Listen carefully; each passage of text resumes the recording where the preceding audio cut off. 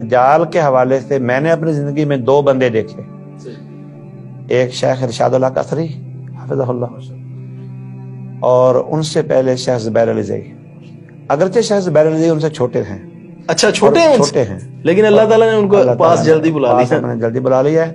لیکن رجال اور علم حدیث کے اندر جو مہارت اور جو حافظہ، شاید آپ کو علم ہے کہ نہیں، وہ تورات بھی جانتے تھے، اچھا پڑھنی، اور انگلش بھی، اور اچھا زبیر علی زئی صاحب، اور میں نے یہاں تک ان کے بارے میں سنا ہے کہ جس ڈکشنری کو ایک دفعہ دیکھ لیتے تھے دوبارہ دیکھنے نہیں پڑتی تھی ان کے مقالات اس پر گواہ ہیں۔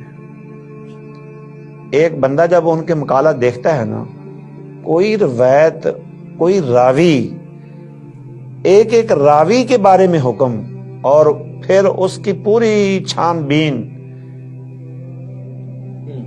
ذہبی زماں تھے۔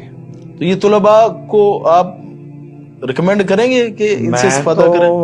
سیدھی بات ہے، میں تو ان کی کتابوں کا جنونی ہوں اور طلباء کو رغبت شوق دیتا رہتا ہوں کہ بیٹا ان کے مقالات سے استفادہ کرو۔ جب وہ زندہ تھے تو ان کا رسالہ جو نکلتا تھا، میں جب تک مکمل پڑھ نہیں لیتا تھا مجھے سکون نہیں آتا تھا۔